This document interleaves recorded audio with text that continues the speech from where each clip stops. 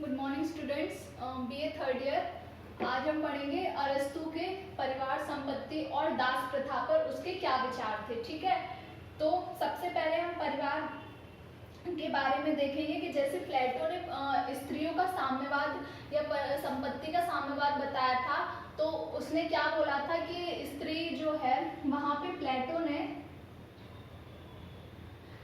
क्या किया था, स्त्री को और पुरुष को बराबर रखा था।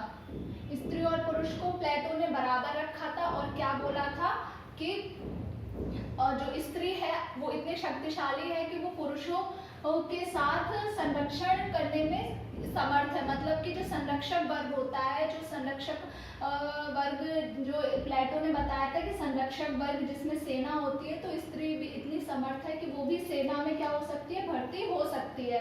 तो प्लेटो ने तो स्त्री और पुरुष को समान रखा था, स्त्री की और आगे शिक्षा और उस पर बल दिया था। लेकिन जो अरस्तु थे वो ऐसे नहीं थे। ठीक है, अरस्तु ने क्या किया था, अरस्तु ने स्त्रियों को बहुत ही निम्न माना था। ठीक है, उन्होंने क्या बोला था कि स्त्री और पुरुष बिल्कुल भी समान नहीं है। ठीक है, उन्होंने क्या बोला था, स्त्री और पुरुष समान नहीं है। स्त्री जो होती है वो कैसे होती है, वो पुरुषों की बराबरी नहीं कर सकती। ठीक है, उन्होंने क्या बोला था कि स्त्री स्वभावतः ही पुरुषों से हीन होती है। स्त्री कैसी होती है, स्वभावतः पुरुषों से हीन होती है और क्या होता है, और पुरुष की अधीनता में ही उसका कल्याण है। मतलब कि पुरुष के अधीन रहने में, पुरुष के अधीन रहने में ही उसका क्या है, कल्याण है। ये अरस्तु ने बोला था। अरस्तु और क्या बोलते हैं, अरस्तु स्त्री और पुरुष में वही संबंध है जो एक दास और स्वामी में होता है। अरस्तु के अनुसार कि जैसे दास और स्वामी होता है, तो स्त्री को उन्होंने दास बताया था और पुरुष को उन्होंने स्वामी बताया था।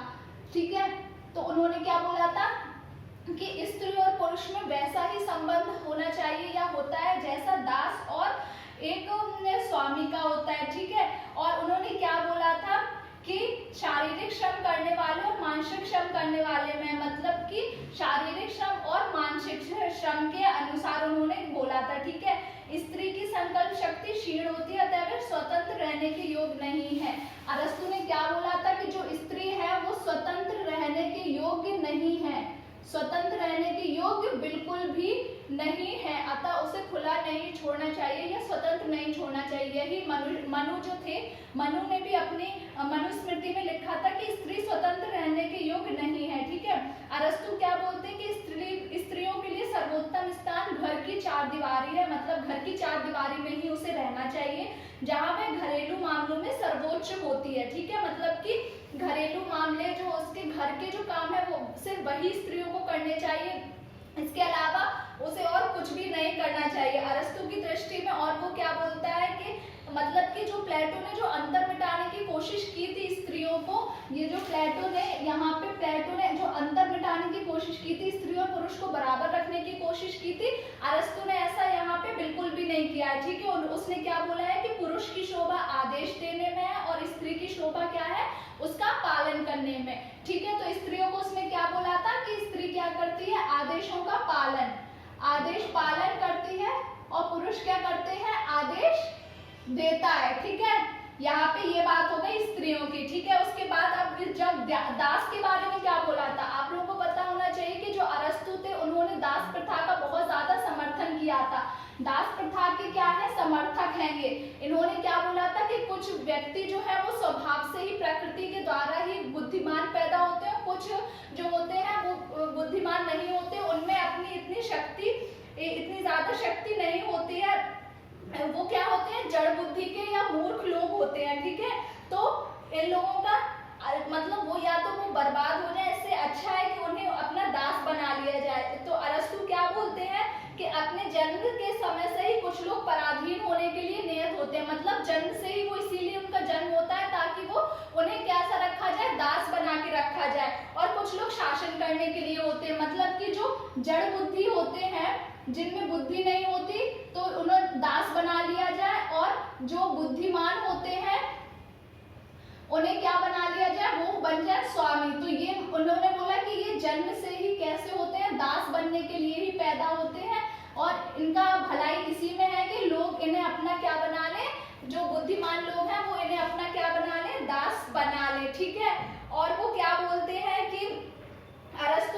दास प्रथा को बिल्कुल ही उचित ठहराया है। वो बोलते हैं कि जैसे शरीर की सार्थकता इसमें है कि उस पर बुद्धि का नियंत्रण रहे, वैसे ही हीन व्यक्तियों पर श्रेष्ठ व्यक्तियों का नियंत्रण होना चाहिए। जैसे कि मतलब शरीर जो हमारा है वो हमारा किसके अनुसार चलता है, हमारी बुद्धि के अनुसार। तो वैसे ही जो हीन व्यक्ति हैं वो किसके अनुसार चले, बुद्धिमान के अनुसार चले। तो यहाँ पे हमें क्या समझ में आता है कि वो किसके समर्थक थे, एक तो वो दास प्रथा के समर्थक थे और स्त्री और पुरुष की वो बराबरी को वो बिल्कुल भी सपोर्ट नहीं करते थे, बल्कि क्या बोलते थे कि स्त्री हमेशा हीन होती है पुरुषों से। उसमें कैसा संबंध, स्त्री और पुरुष में कैसा संबंध होता है, स्वामी और दास का संबंध होता है, उसे स्वतंत्र नहीं छोड़ना चाहिए।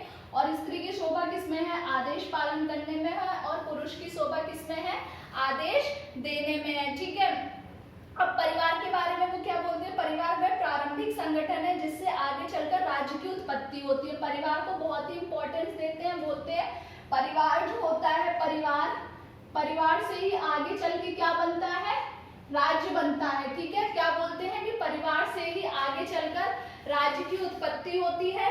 और परिवार एक प्राकृतिक संस्था है जो दैनिक आवश्यकताओं की पूर्ति के लिए स्थापित की जाती है। परिवार कैसी संस्था है, एक प्राकृतिक संस्था है, मतलब प्रकृति से ही बनी हुई है, जो जिसमें क्या करते हैं, हम दैनिक आवश्यकताओं की अपनी पूर्ति करते हैं। ठीक है, यह संस्था पहले ग्राम के रूप में फिर राज्य के रूप में विकसित होती है। मतलब कि उनका कहने का क्या मतलब था, पहले तो परिवार बनता है, पहले परिवार बनता है, उसके बाद ग्राम बनता है, वही परिवार का रूप जो परिवार है वो आगे चलकर ग्राम बन जाता है, और ग्राम आगे चलकर क्या बन जाता है, राज्य बन जाता है। इसीलिए इन्होंने राज्य को यहाँ पे प्राकृतिक उन्होंने क्या बोला है कि परिवार से ही जो ग्राम बनता है और परिवार से ही क्या बन जाता है, राज्य बन जाता है। ठीक है, जैसे परिवार में बच्चे का पालन पोषण होता है, उसमें नैतिकता का पाठ सिखाया जाता है, इसी तरह परिवार में क्या होता है, बच्चे का सजीवन के आधार भी होता है उसका। ठीक है, प्लेटो ने स्त्रियों के साम्यवाद में जो योजना रखी थी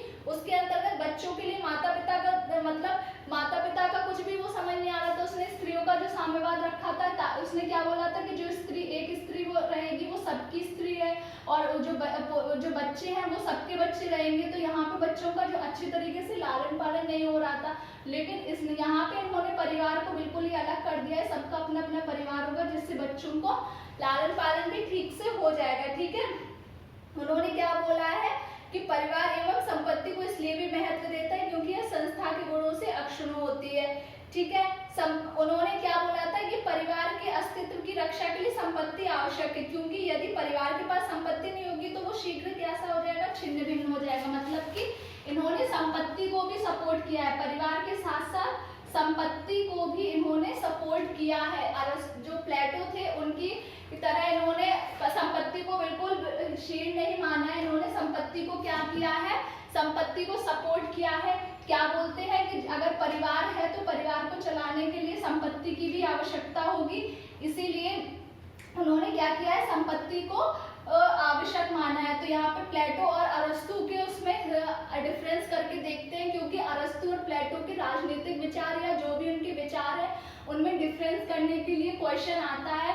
तो यहाँ से बहुत सारी चीजें क्लियर हो जाती है कि राज्य के बारे में उनके क्या विचार थे, या स्त्रियों के बारे में, या दास प्रथा के बारे में, या संपत्ति के बारे में, या परिवार के बारे में। सबके विचार, हमें दोनों के विचारों में अलग अलग डिफरेंस समझ में आ रहा है। कैसे डिफरेंस समझ में आ रहा है कि सबसे पहले तो उन्होंने क्या किया था कि अगर स्त्री पुरुष को देखे तो प्लेटो ने स्त्री पुरुष की समानता की बात की थी। ठीक है, लेकिन अरस्तु इसके बिल्कुल भी विरोध में था, बिल्कुल भी इसके समर्थन में नहीं था, उसने स्त्री को बिल्कुल भी पुरुष के समान नहीं माना है। ठीक है, और उसके बाद दास प्रथा का बहुत बड़ा समर्थक था। कौन, दास प्रथा का समर्थन किसने किया था, सबसे पहले अरस्तु ने ही किया था। उसने बोला था कि व्यक्तियों को दास, जो व्यक्ति होते हैं कुछ व्यक्ति, वो जन्म ही उनका इसलिए होता है ताकि वो क्या बन सके, दास बन सके। ठीक है, और वो उनको क्या कहते हैं, इसमें उनकी ही भलाई है कि कुछ लोग उन पे शासन करें, जड़बुद्धि लोगों पे, और वो दास बन जाए और वो स्वामी बन जाए। ठीक है, उसके बाद परिवार भी इन्होंने बहुत इंपॉर्टेंट बताया है परिवार से, क्योंकि उन्होंने क्या बोला है कि परिवार से ही आगे चल के ग्राम बनता है, मतलब गांव बनता है, गांव से क्या बनता है, राज्य बनता है। ठीक है, राज्य, उसके अलावा इन्होंने संपत्ति को भी इम्पोर्टेंट बताया है। क्या बताया कि अगर परिवार में संपत्ति नहीं होगी तो परिवार टूट जाएंगे। तो ये इनके जो विचार हैं वो प्लेटो से बिल्कुल भी मेल नहीं खाते, दोनों के विचार बिल्कुल क्या है, अपोजिट है। जबकि ये प्लेटो के शिष्य थे, लेकिन इन्होंने जो इनके विचार जो थे वो बिल्कुल भी प्लेटो से अलग थे। ठीक है, थैंक यू।